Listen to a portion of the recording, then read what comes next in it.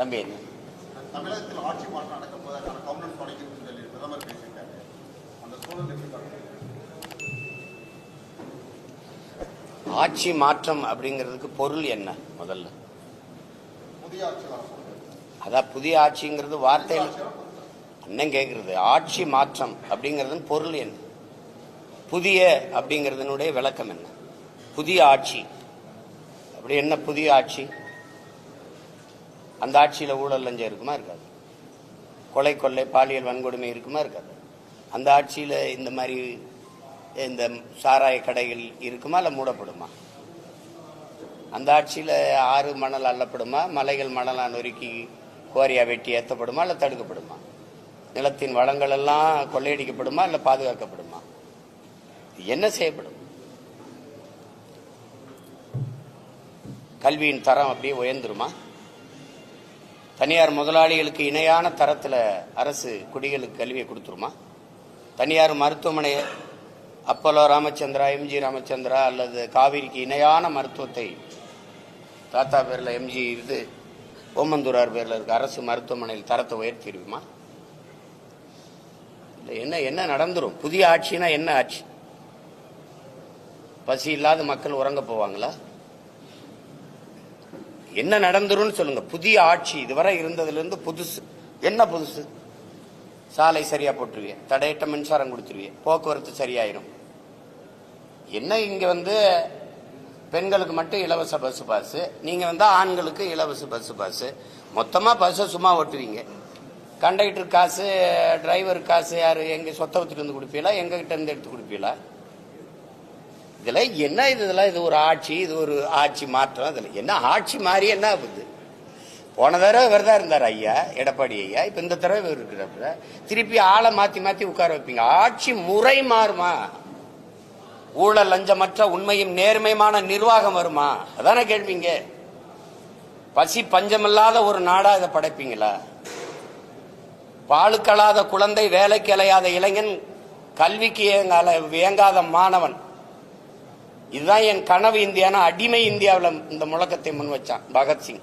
விடுதலை பெற்று 80 ஆண்டுகள் தொற்றுச்சு. இன்னும் அந்த முழக்கம் அப்படியே தான் இருக்கு. 28 விழுக்காடு மக்கள் இரவு உணவு இல்லாம தூங்க போறாங்க. பல கோடிக்கணக்கான பச்சிளம் குழந்தைகள் பசியோடு படுக்கச்சு. கொடுமையை துடைக்க வழி இல்லை. தாலிக்கு தங்கம் கொடுப்பாங்க, அதே குடிக்க வச்சா அதே தாலியை அவங்களே இருப்பாங்க. இதெல்லாம் ஒரு ஆட்சி முறை, இதெல்லாம் ஒரு ஆட்சி. போய்கிட்டே இருக்கும்போது பேருந்து சக்கரம் கலந்து ஓடும். இந்த பஸ் ஓசையா ஓடனா இல்ல காயிலாங்கலையில் போடக்கூடிய பழைய இரும்பைலாம் பஸ்ன்னு இருக்கு ஓட்டிக்கிட்டு நீங்க பண்ற பாடு. ரேஷன் அரிசி போடுறீங்க இலவசம். எந்த அமைச்சர் வீட்டில் அதை வாங்கி சமைப்பீங்க? எந்த சட்டமன்ற உறுப்பினர், பாராளுமன்ற உறுப்பினர், மாமன்ற உறுப்பினர் வீட்டில் சமைப்பீங்க? தரம் இருக்க? ஒரே நெல் ஒரே அரிசி கடைக்கு விற்பனைக்கு போகும்போது தரமா இருக்கு. அதே நெல் அதே அரிசி மக்களுக்கு சேவைக்கு மக்கள் விநியோகத்துக்கு வரும்போது நாத்தம் அடிக்குது. இடையில என்ன நடக்குது? ஒரு மாறுதல் சொல்லுங்க. ஆட்சி மாறும்னே புதிய புத்தம் புதுசுனே. சாலையெல்லாம் சவக்குழியா இருக்கு, அருமையான சாலைகள், தடையற்ற மின்சாரம். ஐயோ மழை நீர் அப்படி விழுந்தவொடனே எங்க விழுந்ததா இல்லையான்னு தெரியாது, உருண்டு ஓடிடும். அப்படியே சிங்கப்பூர் மாதிரி, அமெரிக்கா மாதிரி, அப்படியே மலேசியா மாதிரி அப்படி ஓடிடும். அப்படியே தான் இருக்கா. அந்நிய முதலீட கொண்டு வர எல்லா நாட்டுக்கும் புரியல. அங்க இருந்து கொஞ்சம் நிர்வாகத்தை கொண்டு வரக்கூடாதா? சிங்கப்பூர்லாம் இப்படித்தான் இருக்கா? இப்படித்தான் மலேசியா, இப்படியா மற்ற நாடுகள்ல எல்லாம் இருக்கா? வெள்ளத்துல மிதக்குதா? சாலையில நீர் தேங்குதா?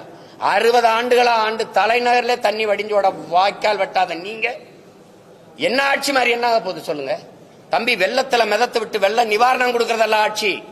வெள்ள நீர் வடிந்து வெள்ள நீர் தேங்கி மக்களை மிதக்க விடாம தடுக்கிறது இருக்கோ, வெள்ளம் வடிந்து ஓட எவ்வளவு மழை பெஞ்சாலும் போய் இந்த இடத்துல சேரும்டான்னு அதுக்கு வழி செய்யறதான் ஆட்சி. அப்படி ஆட்சி வருமா? வருமா? அப்புறம் புதிய போடுறீங்க. ஆட்சி முறையில் மாற்றம் சொல்லி நீங்களும் பலத்தெல்லாம் தனித்தான் போயிட்டு வரீங்க. வரக்கூடிய சட்டமன்ற தேர்தலில் 4 முனை போட்டியில் கொடுக்கல, 3 முனை போட்டி தான் பெரும்பாலும் சொல்லிட்டு வராங்க. இதுக்கு என்ன காரணமா சொன்னீங்க? உங்களை சேர்க்க மாட்டாங்க போட்டியில இல்ல. அவங்க ஒரே கொள்கையில் இருக்கிற கூட்டத்துக்கு போட்டி. எனக்கு யாருமே போட்டி இல்லையே. உலகத்துல ஒரு போட்டி சொல்லுங்க, இல்ல இந்திய துணைக்கண்டத்துல ஒரு போட்டி சொல்லுங்க. என் கோட்பாட்டுக்கு சொல்லுங்க. சாமிக்கு பேசுவிய, வாழுகிற பூமிக்கு பேசுற ஒரு கட்சி சொல்லு. நான் மலையை பேசுனா, மரத்தை பேசுனா, கடலை பேசுனா, மணலை பேசுனா, தண்ணீரை பேசுனா சிரிக்கிறிய. இதெல்லாம் இல்லாம நீங்க வாழ முடியும்னு நினைக்கிறீங்களா? உங்களுக்கு படிப்பறிவு எதுக்கு? உங்களுக்கு எல்லாம் எதுக்கு பள்ளி கல்வி? என்ன அறிவியல்னு ஒரு பாடம் படிக்கிறீங்க, புவியியல்னு ஒரு பாடம் படிக்கிறீங்க, எதுக்கு படிக்கிறீங்க? மனிதர்கள் இல்லாமல் மரங்கள் வாழ்ந்துரும், பறவை பட்சிகள் வாழ்ந்துரும். ஆனா அது இல்லாம நீங்க வாழ முடியுமா? இப்ப இந்த அடிப்படை தெரியாதவன் நீ எப்படி? இயற்கையின் பரிணாமத்தில் கடைசியா வந்த சமூக விலங்கு இந்த மனிதன். இத்தனை விலங்குகள் இருக்கு, இத்தனை உயிரினம் இருக்கு, ஏதாவது இயற்கைக்கு பேரிடர் இருக்கா? இந்த மனுஷ பயலால தான். காரணம் இந்த பேராசை. மீனம்பாக்கத்தில் விண்ணூர்தி நிலையம் இருக்கிறது தேவை. 5000 ஏக்கர்ல பரந்தூர்ல கட்ட போகும்போது பேராசை, முதலாளிகளின் லாப தேவை. ஏற்கனவே என் தாத்தங்க பேர்ல 2 துறைமுகம் இருக்கு. ஒன்னு தாத்தா காமராஜ் பேர்ல, இன்னொரு என் பாட்டை வஉசி பேர்ல. அது போதும். 6111 ஏக்கர்ல துறைமுகம் கட்ட போறேங்கிறது தேவையில்லை, பேராசை. கோயம்பேடு பேருந்து நிலையமே எனக்கு போதும். யாரும் நாங்களுக்கு வசதி இல்லைன்னு வீதியில் நின்று போராடல, பேருந்த மறிச்சு போராடல என் மக்கள். அப்புறம் 410 கோடிக்கு கிளாம்பாக்கத்துக்கு எதுக்கு தூக்கிட்டு போனேன்? எதுக்கு தூக்கிட்டு போனேன்? அது பேராசை, கமிஷன். ஏதாவது வேற ஏதாவது காரணம் இருக்கா? காரணம் இருக்கா சொல்லுங்க. 2050 அப்படி வரணும். 50 ஆண்டு கழிச்சு பறந்து போறவங்களுக்கு வசதி செய்யறிய விண்ணூர்தி. பசியோடு இருக்கவனை பத்தி கொஞ்சம் யோசிச்சு. அதாவது பறந்து போறவனை பத்தி கவலைப்படுற. 8 வழிச்சாலை இதுக்கு வேகமா சென்னைக்கு போயில போய் என்ன பாப்ப? சினிமா பாப்ப, இல்ல சீரியல் பாப்ப, இல்ல சிந்திச்சு எதுவும் படைக்க போறிய? என்ன பண்ண போற? ஏதோ ஒண்ணு, மலையை வெட்டி ரோட போட்டுறணும், காடை அழிச்சு ரோட போட்டுறணும், வேகமா போகணும். வீட்டுக்கு போவியா சுடுகாட்டுக்கு போவியா? எல்லாத்தையும் போட்டுட்டு. அதுல அவங்க தெளிவாதான் சொல்றாங்க, எனக்கு யாரும் போட்டி இல்லை. எனக்கு போட்டி இருக்கா? என் கருத்துக்கு போட்டி இருக்கா? ஒருத்தர் இருமொழி கொள்கைம்பாரு, ஒருத்தருக்கு கொள்கைனாவே என்னன்னு தெரியாது. நான் ஒரே மொழி கொள்கை தமிழ், என் உயிர் மொழி கொள்கை தமிழ்ங்க. எம்மொழியும் கற்போம் நாங்கள் வாழ, எங்கள் மொழி தமிழில் கற்போம் எங்கள் இனம் வாழ. இந்த கோட்பாடு யாராவது சொல்லுவாங்களா? அவர்கள் திராவிடர்கள் என்கிறார்கள், நாங்கள் தமிழர்கள் என்கிறோம். அப்ப அவர்களுக்குள்ளதான் போட்டி. அவர்கள் ஊழல் லஞ்சம்ங்கிறாங்க, நாங்க உண்மை நேர்மைங்கிறோம். அவர்கள் வாக்குக்கு காசு கொடுக்கறாங்க, நாங்க வாக்க விற்க கூடாதுங்கிறோம். மதிப்புமிக்க கருவி ஜனநாயகத்தில் மக்களுக்கு இருக்கிற மதிப்புமிக்க வலிமையான உரிமை வாக்குங்கிறோம், அதை விற்க கூடாதுங்கிறோம். என் மக்களை வாக்கை விற்கிற சந்தையா மாத்தினது யாரு? இந்த கட்சிகள். ஓட்டுக்கு காசு கொடுக்கிற கட்சிகளுக்குள்ள போட்டி. அப்ப அவங்க சரியா தானே சொல்றாங்க. நான் வாக்குக்கு காசு கொடுக்க மாட்டேன். அவங்க ஒரு தொகுதிக்கு 30 கோடி 15 கோடி 20 கோடின்னு செலவு பண்ணுவாங்க. நான் அந்த வட்டி காசை கூட செலவு பண்ண எங்களுக்கு வசதி இல்லை. அப்ப வேற தானே, நாங்க அந்த போட்டியில் இல்லை தானே. ஏதாவது சரிதான் அண்ணன் சொல்றது. போட்டியில் இல்லை அவங்க, எனக்கு போட்டி இல்லை. எனக்கு யாருங்க போட்டி இல்லை. தேர்தலுக்கு தேர்தல் அணி மாறி கட்சி மாறி தேர்தலை எதிர்கொள்றாங்க. அப்ப மக்களை முட்டாளா நினைக்கிறாங்க. நினைக்கிறாங்கிறது என்ன கேள்வி? என்ன நினைக்கிறாங்க தான். மக்களுக்குள்ள அந்த ஒரு அறச்சீற்றம் இல்லை. அது ஐயா சகாயம் ஏதாவது அடிக்கடி கொடுப்போம். அறச்சீற்றம் இல்லை. ஒரு சினந்து எழுதுறாங்க, அது கொஞ்ச நேரம் இருக்குது. அப்ப இந்த தேர்தல் நேரத்தில் அப்படி தனியுது, அது தனிஞ்சிருது, ஒரு சின்ன சமரசம் ஆயிருது, சகிப்புத்தன்மையும் வந்துருது. அவங்களுக்கு தெரியாத அந்த தொடர் சகிப்புத்தன்மை தான் அடிமை பிறக்கிறான்னு தெரியல. அடிமை உணர்வு எங்க பிறக்குது? அநீதியை கண்டு அச்சம் கொள்ளாமல் துணிந்து எதிர்ப்பவன் எவனோ அவனே உண்மையான ஜிகாத்துங்கிறாங்க, புனிதமான போராளிங்கிறாங்க நபிகள். ஆனா இங்க அப்படி இல்லையே. அநீதியை கண்டு அச்சம் கொண்டு எதிர்த்து நிற்க துணிவில்லாமல் சமரசம், சகித்துக் கொள்ளுகிறாங்க. அது தொடர்ச்சியா சகித்துக் கொள்ளும் போது அடிமை மனநிலை வந்துருது. அதான் இங்க நடக்குது. என் மக்களுக்கு ஒண்ணு இருக்கு, என் அன்பு உடன் பிறந்தார்களே, என் பேரன்பு மிக்க பெற்றோர்களே, என் மக்கள்கிட்ட ஒண்ணு இருக்கு. அடர்த்தியான வறுமை இருக்கு, ஏழ்மை இருக்கு. அது ஒரு குழந்தையை பெறுது. அது அறியாமைன்னு ஒரு குழந்தையை பெறுது. இந்த அறியாமையும் இந்த வறுமையும் சேர்ந்து ஒரு பிள்ளையை பெறுது. அதுக்கு பேர் மறதின்னு பேரு. இந்த மூணும் சேர்ந்து இந்த அரசியல் தலைமைகளுக்கு முதலீடா மாறிடுது. நேத்து இங்க இருந்த இவனை திட்டி பேசுன, இன்னைக்கு மானம் கட்டு போய் இங்க இருக்க, அப்புறம் இவனை திட்டி பேசுற, என்னதான்டா அவன் கொள்கை கோட்பாடு அப்படின்னு இல்லையே. இந்த மாறி மாறி போறவங்களுக்கு ஒரே கோட்பாடு தானே. சீட்டு அதிகமா இருக்கணும், நோட்டு அதிகமா இருக்கணும், அங்க போவோம்ங்கிறது ஒரு கொள்கை. கொள்கைனா கொள்கை, கொள்ளு மரபு, கொள்கை கொள்கை தானே. வேற என்ன கொள்கை இருக்கு? வேற என்ன கொள்கை இருக்கு? திமுகங்கிறீங்க, திமுகவும் அதிமுகவும் வெவ்வேறு கட்சின்னு யாராவது சொல்லுங்க. அது ரெண்டு வெவ்வேறு கட்சினா வேற சித்தாந்தம் கொண்டது. பாரதிய ஜனதா காங்கிரஸ் வெவ்வேறு கட்சி, வெவ்வேறு சித்தாந்தங்கள், வெவ்வேறு கோட்பாடு, வெவ்வேறு தத்துவத்தை கொண்ட கட்சி. யாராவது சொல்லு. ஒரே ஒரு கருத்துல இந்த இடத்துல காங்கிரஸ் பிஜேபியில இருந்து மாறுபடுது ஒண்ணு, இல்ல அதிமுக திமுக இந்த இடத்துல மாறுபடுது ஒண்ணு. இப்ப ஆட்சியில் இருக்கிற திமுகவில் இப்ப இருக்கிற ஆட்சியில் இருக்கிற திமுகவில் 10க்கு மேற்பட்டவர்கள் அதிமுக அமைச்சர்கள். ஆமாவா இல்லையா? ஆமாவா இல்லையா? ஐயா சேகர் பாபு, ஐயா கண்ணப்பன், ஐயா ரகுபதி, ஐயா முத்துச்சாமி, தம்பி செந்தில் பாலாஜி, ஐயா ஏவா வேலு, வேற நேர் விட்டுனா ஐயா KKSSR. சொல்லுங்க, முதன்மையான அந்த அமைச்சர்கள் எங்க இருந்தாங்க? இங்க இருந்தாங்க அதிமுக. இப்ப இங்க இருக்காங்க. நாளைக்கு இங்க இது வரும்னா இங்க வருவாங்க. இது கேட்டா இது தாய் கழகத்துக்கு வர்றது, இது போட்டா சேய் கழகத்துக்கு வர்றது. அப்போ இது சொர்ணாக்கா, திமுக ஒரு சொர்ணாக்கா, அப்புறம் இங்க இருந்து வருது ஒரு வர்ணாக்கா வருது, அப்புறம் இங்க வாசது இல்லை, அப்புறம் சொர்ணாக்கா டைப் வருது. உங்களுக்கு புரிதுன்னு இருக்கு. தாயை போல் பிள்ளை, நூலை போல் சேலை.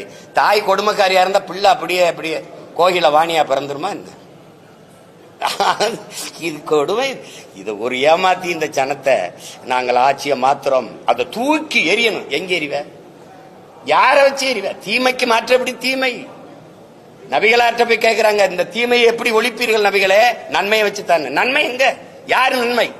நெருப்புக்கு எப்படி நெருப்பு எப்படி மாற்றாகும்? நெருப்பை வச்சு எப்படி அணைப்ப? ஒரு தண்ணீர் வேணது யாரு? திமுகவுக்கு மாற்ற அதிமுக. எந்த வழியில் எப்படி? ஒரே ஒரு இடத்துல வந்தா டாஸ்மார்க்க மூடிடுவாருன்னு சொல்லு. ₹1 கமிஷன் வாங்க. பணி அமர்வா, பணியிட மாற்றமா, பணி உயர்வா, 5 பைசா வாங்க மாட்டார். ஒண்ணு யாராவது அவர் வந்தா மலையை காப்பார், காட்டை காப்பார், நீர்வளம் ஏரி எல்லாம் பாதுகாக்கப்படும். அப்படி இருக்கும். ஏதாவது ஒரு மாறுதல் சொல்லுங்க.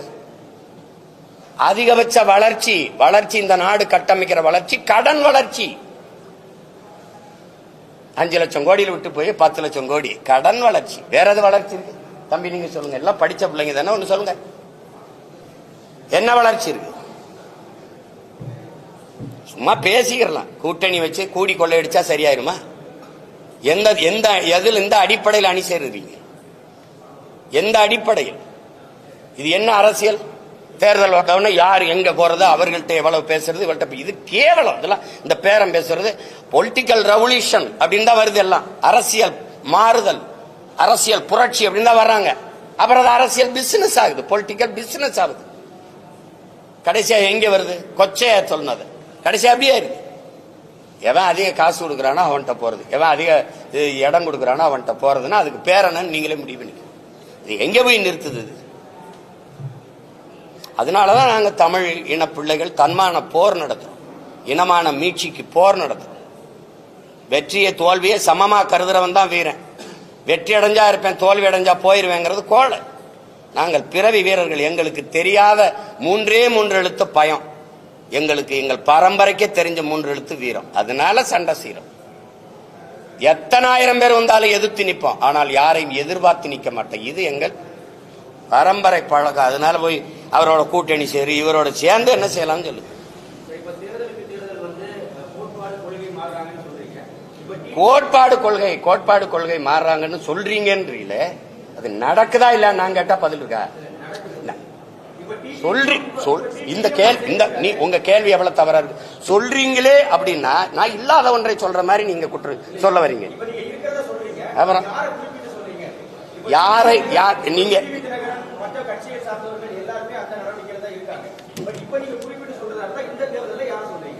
இந்த தேர்தலில் யார் மாறி மாறி போறாங்களோ அதை சொல்லுங்க. நீங்க நான் என்ன கேட்கிறேன், ஒரு கட்சியோட போய் கூட்டு சேர்ந்து தேர்தலை சந்திக்கணும்னா அந்த கட்சியோட நின்னா தான் வெல்ல முடியும்னா தனியா கட்சி இருக்கு. ஒன்னும் பேச மாட்டேங்கிறீங்க. யாரை எதிர்த்து கட்சி ஆரம்பிச்சீங்க? எந்த நோக்கத்திற்காக கட்சி ஆரம்பிச்சீங்க? எந்த லட்சியத்திற்காக கட்சி ஆரம்பிச்சீங்க? இந்த கேள்விக்கு என்ன பதில் வச்சிருக்கீங்க?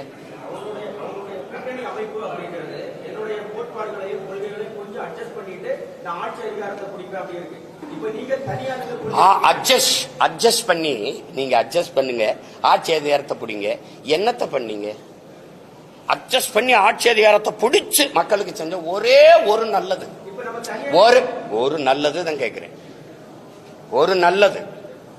கூட்டணி போயிட்டிய மாறி மாறி இங்க போனீங்க 5 வருஷம் இருந்தீங்க, இங்க போனீங்க 5 வருஷம் இருந்தீங்க, இங்க 5 வருஷம் இருந்தீங்க. இந்த கூட்டணியிலிருந்து நாங்கள் சாதிச்சது இது ஒன்று சொல்லு. இப்ப எங்க அண்ணன் மது ஒழிப்பு மாநாடு போட்டாங்களா? எங்க அண்ணன் திருமாவளவன் விடுதலை சிறுத்தைகள் போட்டுச்சா? இப்ப எங்க கூட்டணியில் இருக்காங்க? திமுகவில். மது மூடாம திறந்து வச்சிருக்க பெருமகன் யாரு? அப்ப மது ஒழிப்பு மாநாடு பயனற்றதாயிருச்சா? இப்ப மதுவை ஒழிக்கிறவன் எவனும் அவனோட கூட்டணி அப்படின்னு பிடிவாதமா இருக்கணுமா இல்லையா? ஏன் இல்ல? சாதிவாரி கணக்கெடுப்பு எங்க ஐயாவுடைய கொள்கை. சாதிவாரி கணக்கெடுப்பு எடுத்து எவன் சமூக நீதியை நிலைநாட்டுறானோ அவனுக்கு தாண்டா கூட்டணி அப்படின்னு ஏன் இல்ல? அப்போ நீங்க என்ன கோரிக்கை முன்வைக்கிறீங்களோ அதை நிறைவேற்றாதவன் கூடவே போய் வலிமையை சத்தா எப்படி? வலிமையை சத்தா எப்படி அது நிறைவேற்றப்படும்? என்ன பேசினாலும் கிடைச்சா இங்கதான் வருவாங்கன்னா இது எப்படி இந்த கோரிக்கையை ஏற்று எப்படி இந்த கொள்கையை நிறைவேற்றுவாங்க அவங்க? எந்த ஒரு கோரிக்கை வைக்காமலே தொடர்ந்து ஒரு தைரியம் வேணும் அப்படின்னு சொல்லி அவரே கூட்டத்துல நிக்கிறதுக்கு வீரமும் துணிவும் தேவையில்லை, தனிச்சு நிக்கிறதுக்கு தான் வீரமும் துணிவும் தேவை. இப்ப எங்க அண்ணனை போய் நான் எங்க அண்ணன் எடுத்த நிலைப்பாட்டை குறை சொல்லவோ இது சொல்லவோ நான் இல்லை. அது அவர் முடிவு, அவங்க நிலைப்பாடு. அது இல்லை. நாங்கள் இதுல நிக்கிறதுக்கான காரணத்தை சொல்றேன். இந்த சமரசம் என் முன்னவர்கள் செஞ்சதுனால படிப்பறிவையும் விட மேலானது பட்டறிவு.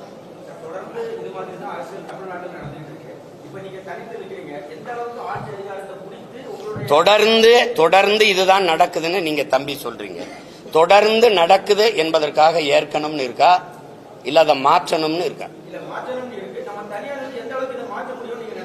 தனியா நின்று மாற்றமா இல்லையான்னு பாருங்க. 1.1 4.5 லட்சம் வாக்கு வாங்கின ஒரு அரசியல் கட்சி இந்திய பெருநிலத்தில் வாழ்ந்ததாக சரித்திரம் சொல்லுங்க, வளர்ந்ததாக சரித்திரம் சொல்லுங்க. 1.1 விழுக்காட்டிலிருந்து 8.22 8.5 விழுக்காட்டுக்கு உயருது அப்படின்னா வாக்குக்கு காசு கொடுக்காம சின்ன சின்ன பிள்ளைகள் இந்த மகளெல்லாம் வேட்பாளராக நிறுத்துறதுக்கு அறிவிச்சா வயசு வரல, 24 வயசு தான் வருது. அப்ப அந்த மாதிரி சின்ன சின்ன பிள்ளைகள், அறிமுகம் இல்லாத பிள்ளைகள், அவர்களை நிறுத்தி எளிய பின்புலத்திலிருந்து வர பிள்ளைகள் வாக்குக்கு காசு கொடுக்காமல் மக்களின் நன்மதிப்பை பெற்று 36 லட்சம் வாக்கை தொட்டு 3வது பெரிய கட்சியா அங்கீகரிக்கப்பட்ட ஒரு மாநில கட்சியா உயர முடியுதுன்னா இது வளர்ச்சியா இல்லையா? இது வெற்றி அங்கீகாரமா இல்லையா? இது வெற்றியா இல்லையா? நீங்க வெறும் தேர்தல் வெற்றி தான் வெற்றினீங்கன்னா கஷ்டம். தேர்தல் வெற்றினா கஷ்டம்.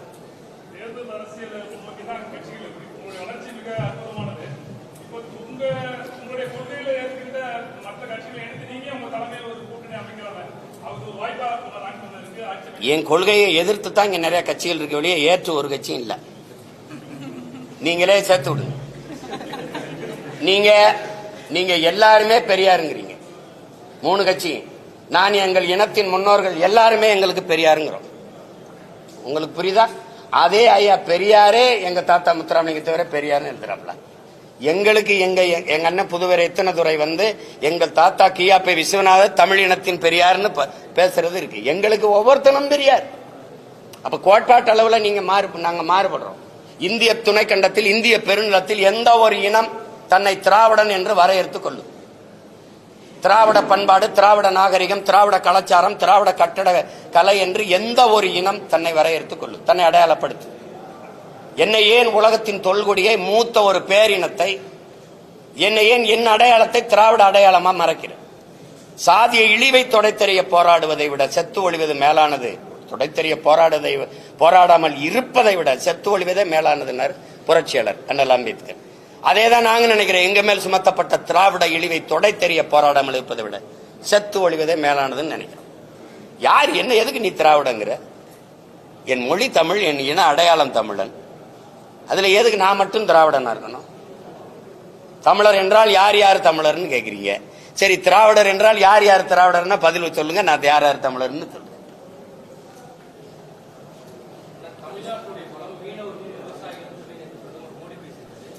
இல்ல அவரு தம்பி கேட்டதுக்கு சொல்லிடுறேன். ஒரு கத்தரிக்காயை நீங்க விளைய வைக்கணும்னா அதுக்கு எவ்வளவு காலம் கொடுக்குறீங்க? ஒரு தக்காளியை விளைய வைக்க எவ்வளவு காலம் கொடுக்குறீங்க? விதைய போட்டு வீட்டுக்கு வந்தவொடனே தக்காளி பூத்து காய்ச்சிருக்காது இல்ல, ஒரு குறைஞ்சது 60 நாள் காத்திருக்கீங்க இல்ல. அப்ப அந்த 60 நாள் கூட காத்திருக்க முடியாதவன் பலனை அனுபவிக்க முடியாது. அப்ப நீங்க ஒரு மாறுதலை விரும்புகிறவன் கொஞ்சம் காலங்களை இதுக்கு விலை கொடுத்து தான் தீரணும். ஏற்கனவே கட்டமைக்கப்பட்ட ஒரு கோட்பாட்டை தகர்த்து புதிய ஒரு கோட்பாட்டை உருவாக்க நினைக்கிறவன் கொஞ்சம் விலை கொடுக்கணும். உடனே மாறிடும் அப்படின்னா அது இந்த மாற்றத்துக்கு மதிப்பு இருக்குது. உங்களுக்கு புரியுதுன்னு நினைக்கிறேன். மாறுதல் என்பது ஒரு மகத்தானது, அது எல்லாருக்கும் விருப்பமா இருக்கு. ஆனா அது கொஞ்சம் காலம் எடுத்துறது. அந்த காலம் வரை சகித்துக் கொள்கிற மனநிலையில என் மக்கள் இல்லை. அதனால என்ன ஆயிருதுன்னா இருக்கிறதுல இருக்கிறத வச்சு ஏதோ பண்ணிடும்ப்பா, நடந்தா நல்லதுதான், ஆனா நடக்கணுமே இப்படின்னு ஒரு சகிப்புத்தன்மை இருக்கு. அதையும் சேர்த்து மாற்றணும். அது கொஞ்சம் காலம் எடுக்கும்.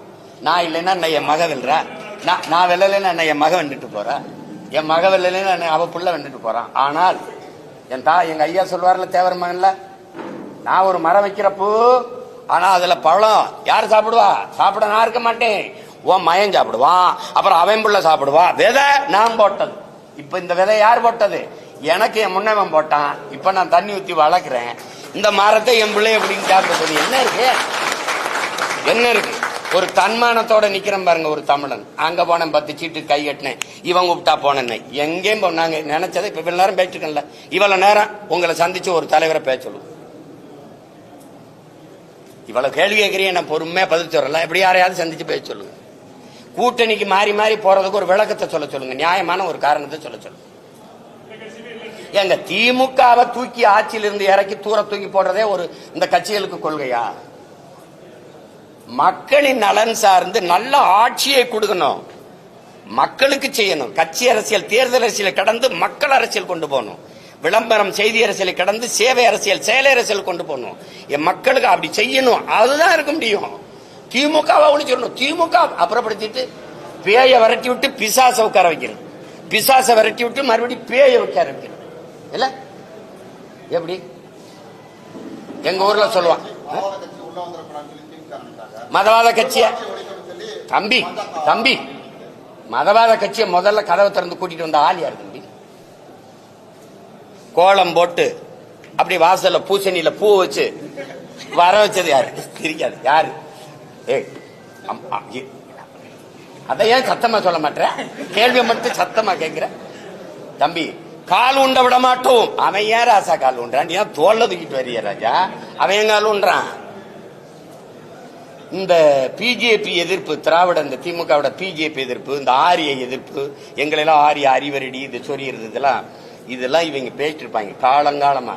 நீ பங்காளி பங்காளி, நாங்க தான் பகையாளி. இந்த ஐயா பாக்கியராஜ் சின்ன வீடுன்னு ஒரு படம் எடுத்திருக்காப்ல, அந்த படத்தை நீங்க சுவரொட்டியை பாருங்க, இப்ப கூட தட்டி பாருங்க. அந்த அம்மாவை அந்த கல்பனாவை இப்படி கட்டி பிடிச்சுக்கிறாப்ல, இப்படி இந்த அம்மாவை இந்த பக்கம் பார்க்க விட மாட்டாப்ல, இப்படி கட்டி பிடிச்சிட்டு இந்த பக்கம் சின்ன விட ஒரு அப்பாட்டியா ஒரு அம்மா வச்சிருப்பாப்ல, அந்த அம்மாவுக்கு பூவை கொடுத்துருப்பாப்ல. இதுக்கு பேர் என்ன தெரியுங்களா? திராவிடத்தின் ஆரிய எதிர்ப்பு. பிஜேபி நுழைவிடாம இருக்கிறது. இங்க வந்து எங்களை அப்படி மறைச்சு முகத்தங்கிட்டு பார்க்க விடாம, ஏய் பிஜேபி உள்ள வந்துரும், ஏய் ஆர்எஸ்எஸ், ஏய் பிஜேபி, ஏய் பிஜேபி பிடிஎம், இங்க சைட்ல புகுத்து இப்படி கேவலம். இத போய் பேச்சு. நீங்க ராஜ்நாத் சிங் ஐயா வந்து ஒய்எம்சி மைதானத்தில் ஐயா கருணாநிதி அவர்கள் பணத்தை வெளியிடும் போது 5 ஆண்டு கால பாரதிய ஜனதா ஆட்சியை நிலைக்க வச்சு நாடெங்கிலும் பாரதிய ஜனதா வேலுன்றதுக்கு பரவுவதற்கு காரணமா இருந்த பெருந்தகைன்னு சொன்னாரா? இல்லை. காணொலி உங்களுக்கு அனுப்பிட்டா நீங்க போடுறீங்களா? இல்ல நீங்க எல்லாம் தான் ஒளிபரப்புனீங்களே. ஏதோ சும்மா சொல்லிக்கிட்டு இருப்பாங்க தம்பி, உள்ள வந்துரும் உள்ள எங்கிட்டு வரும்? நீங்க ஒரு பேச்சு, நீங்க ஈவேராவை எதிர்த்தால் ஆரி அந்த பிஜேபி மதவாத கும்பலுக்கு வாய்ப்பு, அது வளர்ந்து வரும். எப்படி வளரும்? இந்த செடிக்கு தண்ணி ஊத்தினா இந்த செடி தான் வளரணும்னு சொல்லணும். இந்த செடிக்கு நீங்க தண்ணி ஊத்திங்க இந்த செடி வளர்ந்துரும். சீமானுக்கு போட்டா பிஜேபி வந்துடும். டேய் எனக்கு போட்டா நான் தாண்டா வருவேன். இந்த அடிப்படை அறிவு கூட இல்ல. நம்ம வீட்டுல சுவிட்ச் போட்டா அந்த வீட்டுல எரியுங்கிறது ஒரு கூமுட்ட கூட்டத்தை வச்சுக்கிட்டு நீங்க என்னத்தையாவது பேசிட்டு இருக்கிறது. எங்க எதிர்த்தாங்க? ஒரு ஈடின்னு போடுங்க, ஈடி இந்தா வர்றேன் மோடி ஓடின்னு போடுங்க. அப்புறம் போட்டு என்ன எல்லாம் தெரிஞ்சுக்கிட்டு என்னை போட்டு கேட்டு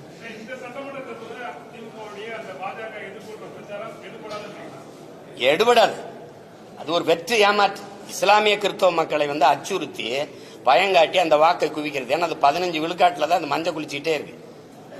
சிறுபான்மை மக்கள்னு சொல்லும் போதே அது எவ்வளவு பெரிய துரோகத்தை செய்யுது.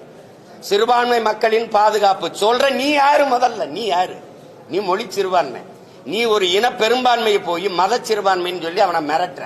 சிறுபான்மை மக்களின் பாதுகாப்புன்னு சொல்லும் போதே என் மக்களை நீ அச்சுறுத்துற. அந்த வார்த்தையில என்ன பாதுகாப்பு?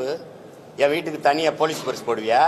இல்ல வாட்ச்மேனா நின்று பாதுகாப்பியா? யாரு நீ? முதல்ல ஒரு ஒட்டுமொத்த நாட்டு மக்களின் பாதுகாப்புன்னு பேசுறவன் தான் தலைவன். அங்கதான் இந்து இஸ்லாம் கிறிஸ்தவன் பௌத்தன் எல்லாருக்குமான பாதுகாப்பு இருக்கு. அதுல என்ன ஸ்பெஷல் போர்ஸ் போடுவியா? கிறிஸ்தவ இஸ்லாமியனுக்கு பாதுகாப்பு, சிறுபான்மை பாதுகாப்பு. நீ யாரா? முதல்ல நீ யாரா? Who are you? நீ யாரு? நீ பெரும்பான்மை. எப்படி பெரும்பான்மை? எப்படி பெரும்பான்மை? மதம் உலகத்துல எங்கடா மதம் ஜாதியை வச்சு மனிதனை கணக்கிட்டு இருக்கான்? மடப்பல மொழி இனமா தாண்டா உலகம் புறா கணக்கிடுவான். அப்ப நாங்க பெருத்த தேசியனத்தின் மக்கள். என் மொழி தமிழ், என் குடி தமிழ், நான் ஏற்றிருக்கிற சமயம் மார்க்கம், என் சமயம் இந்த கிறிஸ்தவம், என் மார்க்கம் இஸ்லாம், என் சமயம் இன்னைக்கு இந்துன்னு இருக்குது. அன்னைக்கு நான் சைவனா இருந்தேன், வைணவனா இருந்தேன், இன்னைக்கு சமணனா இருந்தேன், சீக்கியனா இருந்தேன், பௌத்தனா இருந்தேன், இப்ப இந்துன்னு வருது, அஸ்பர்லா இந்துன்னு வருது. அப்ப நான் அப்படித்தான் நீங்க எதிர்கொண்டமே ஒழிய இங்க வந்து ஒரு நாட்டு குடிகளை நீங்க சிறுபான்மை எப்படி பாதுகாப்பு எங்க வச்சு பாதுகாப்பு? என் வீட்டு வாசல வெல்கம் வெட்டர் வாளோட நிப்பி அப்படியே பாதுகாக்க. சரி, உங்களை என் மக்கள் ஓட்டு போட்டு 60 வருஷமா பாதுகாத்து வச்சிருக்கான பதவியில் உட்கார வச்சு நீ எங்களை பாதுகாக்கிற. ஒரு பீத்தல், ஒரு பைத்தியக்காரத்தனமா அந்த பிதற்றல். எங்க கூட்டமும் நம்பி போய் இதை பாதுகாக்குதுன்னு ஓட்ட போட்டு அவன் இந்த பதவியில் உட்காந்துட்டு தன்னையும் தன் குடும்பத்தையும் தன் சகாக்களையும் வச்சுக்கிட்டு சொத்தை பாதுகாத்துட்டு வசதியா உட்காந்துருக்கான். வேற என்ன பாதுகாப்பு? இதுல பிஜேபி வந்துடும். பிஜேபி ஒரு ஆண் மகனா சொல்றா, வீர மகனா சொல்றா, நான் இருக்கிற வராது, என்னை தாண்டிதான் அந்த கோட்டவன் தொடணும் அப்படி சொல்லு. வந்துடும் பிஜேபின்னு சொல்றதுக்கு ஒரு தலைவன், ஒரு கட்சி, அது ஒரு ஆட்சி. மானங்கள் சொல்லணும்ல, வர விட மாட்டேன். என் மக்கள் தைரியமா இருங்க, வராது. பாரதிய ஜனதாவோ அந்த கட்சிகளோ வந்து இந்த நாட்டுக்கு மக்களுக்கும் செய்ய வேண்டிய நன்மை ஒண்ணும் இல்ல, ஏன்னா நாங்க அதை செஞ்சிருவோம். அப்படி சொல்லு. பாரதிய ஜனதா வந்து காங்கிரஸ் வரலாமா? காங்கிரசுக்கும் பாரதிய ஜனதாவுக்கும் எந்த இடத்தில் கொள்கை மாற்றத்தை இந்த திராவிட திருவாளர்கள் பெரியவர்கள் எந்த இடத்தில் வளர்க்குவீங்க? காங்கிரஸ் தலைவர்களை சொல்லுங்க. பிஜேபி இந்த இடத்துல நாங்க மாறுபடுறோம். இது மதவாதமா? பாரதிய ஜனதா இடிச்சது, RSS இடிச்சது, மசூதிய இடிக்க அனுமதித்தவன் எவன்? தம்பி, நான் கேட்கிறேன். நான் இந்த இலங்கை தூதரகத்தை முற்றுகையிட்டு போராட போறேன். 1 கிலோமீட்டருக்கு அங்கேயே நீ தடுப்பணை போட்டு பேரிகார்டை போட்டு நீங்க போராடிட்டு போன்னு சொல்றீங்களா இல்லையா? ஆளுநர் மாளிகை முற்றுகை எங்க தடுப்பீங்க? 1.5 கிலோமீட்டர் 2 கிலோமீட்டர் முன்னாடி தடுப்பீங்களா இல்லையா? அப்ப எப்படி கரசேவை வந்து மசூதி ஏறி இடிக்கும்னு தெரியாம எப்படி உளவுத்துறை என்ன பண்ண? ஒரு ஆண்டு என்ன பண்ணுச்சு? அப்ப 3 கிலோமீட்டருக்கு அங்க தடுத்து நிறுத்தாம என்ன பண்ண? அனுமதிச்ச. அண்ணல் அம்பேத்கர் தினத்தை வந்து நீ வந்து உலக நாட்டின் கருப்பு தினமா மாத்தணும். தாழ்த்தப்பட்ட இந்த இஸ்லாமிய மக்கள் எழுச்சி வரக்கூடாதுன்னு அந்த நாளை கருப்பு தினமா திட்டமிட்டு மாத்தினீங்க. நீங்க எல்லாம் இடிக்க அனுமதிச்சா. நீ ராமர் கோயிலுக்கு ஐயா அடிக்கல் நாட்டும் போது மோடி ஐயா கங்கராச்சுலேஷன் ராகுல் காந்தி வாழ்த்து சொல்றாரு. எங்க மாறுபடுது? எது GST இல்லையா? எதுல? நீட்லயா? இல்ல CAA NRC இல்லையா? இல்ல NIA இல்லையா? எந்த கொள்கையில? வெளியுறவு கொள்கையிலையா? பொருளாதார கொள்கையிலையா? மருத்துவ கொள்கையிலையா? பாதுகாப்பு கொள்கையில? இந்த இடத்தில் பாரதிய ஜனதா காங்கிரஸ் முற்றிலும் மாறுபடுது. ஒரே ஒன்னு சொல்லுங்க. அதனாலதான் சொல்ற, கொடியில் வண்ணம் மாறும், கொள்கையில இவங்களுக்கு என்ன மாறாது. பூரா திருட்டு போயிடுங்க. நீ பேசிட்டு இருக்கிற, நீ என்னமா பிஜேபி வந்துடும். பிஜேபி வரக்கூடாது, காங்கிரஸ் வரலாமா? இந்த நாட்டில் தமிழ் மக்கள் படுகிற அவ்வளவு துயரத்திற்கும் காரணம் யாரு? காங்கிரஸ். 500 TMC 450 TMC வந்துகிட்டு இருந்த தண்ணி, காவிரியில் வந்துகிட்டு இருந்த தண்ணியை தரவிடாம தடுத்தது யாரு? வழக்கு போட்டதா ஐயா கருணாநிதி. அந்த வழக்கை திரும்ப பெறுங்கன்னு மிரட்டி அந்த வழக்கை திரும்ப பெற வச்சது யாரு? அம்மையார் இந்திரா காந்தி. கச்சத்தீவை தான் தோன்றித்தனமா எடுத்து சிங்களனுக்கு தாரை வாத்து கொடுத்தது இந்தியாவோடதா? அந்த நிலப்பரப்பு என்னோடது. என் பாட்டன் சேதுபதி எடுத்து கொடுத்தது யாரு? நீங்க. ஒரே ராத்திரியில சினிமாவோ பண்டார நாயக்கா சாஸ்திரி கையெழுத்து போட்டிய மக்களை நாடற்றவன ராத்திரியில இறக்கி விட்டவன் யாரு? நீ. இந்த நிலத்தில் இருக்க நச்சு திட்டம், அணுகுலை, ஸ்டெர்லைட், மீத்தேன் எல்லாத்தையும் கையெழுத்து போட்டு கொடுத்தது யாரு? நீ. கல்வியை மாநில பட்டியலிருந்து பொதுப்பட்டியல் தூக்கிட்டு போனது யாரு? நீ. அப்புறம் நீ வந்து புதுசா என்னமோ எங்களுக்கு எல்லாம் நல்ல செய்யப்படுற என்ன செய்யப்படுற? முதல்ல அந்த நாட்டில் இந்திய திணிச்சு, இந்த நாட்டில் என் தாய்மொழி அழிக்க துடிச்சது நீ. என்ன சொல்லுங்க, ஏதாவது சொல்லுங்க. என்ன நீ இதுல இருந்து மாறுபட்டுட்ட? அப்ப பிஜேபி வரக்கூடாது, காங்கிரஸ் வரலாமா? ஒரு தேசிய இனத்தின் விடுதலை கனவை அழிச்சு நாசமாக்கின கட்சி காங்கிரஸ். கண்ணு முன்னாடி என் இனத்தை கொன்று வச்ச கட்சி அதிகாரம் காங்கிரஸ். சிங்களனுக்கு கனவில் கூட என்ன வராது தமிழர்களை வென்றுவிட முடியும்னு அவனுக்கு 2 கரமும் கொடுத்து, வட்டி இல்லாத கடனா 80,000 கோடியை கொட்டி கொடுத்து, ஆயுதம் கொடுத்து, பயிற்சி கொடுத்து, போர்க்கப்பலை கொடுத்து என் மக்களை அழித்து ஒழிக்க வைத்தது இந்த காங்கிரஸ் கட்சி. அதன் ஆட்சி கூட நின்னது இந்த திமுக. நீங்க பேசிக்கிறீங்க. இந்த காங்கிரஸ் இனத்தை கொண்டு வச்ச காங்கிரஸ் வரலாம், அதை எப்படி அனுமதிக்கிறார்? 2 பேருமே வரக்கூடாதுன்னு சொல்ல. அப்பதான் நீ ஆண்மகன். இந்திய கட்சி எதுக்குன்னு கேள்வி.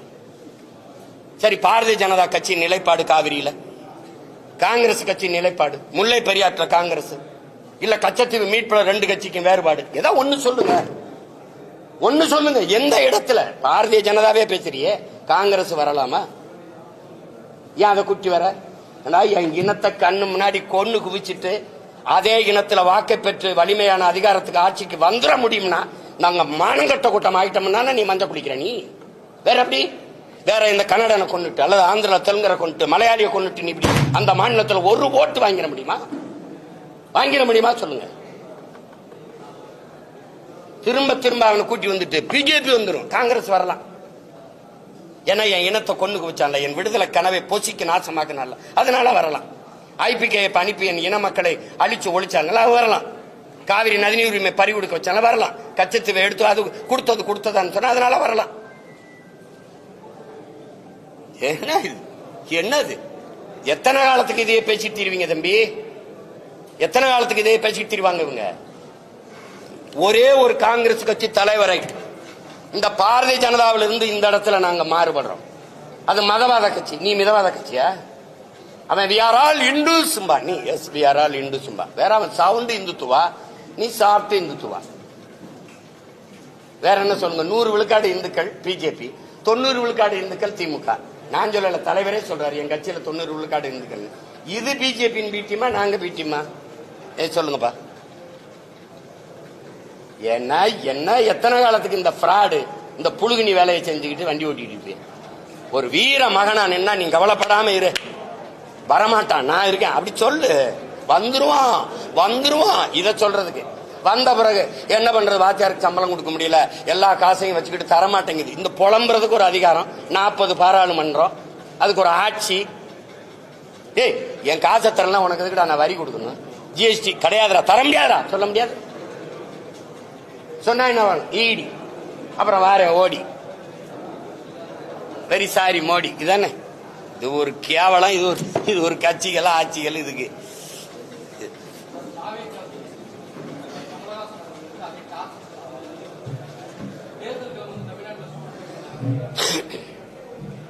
சூடு எங்க பிடிக்குது? நேத்து கூட மழை தான் பெஞ்சிருக்கு. எங்க சூடு பிடிக்குது? இன்னும் ஒரு மாசம் இருக்குல்ல.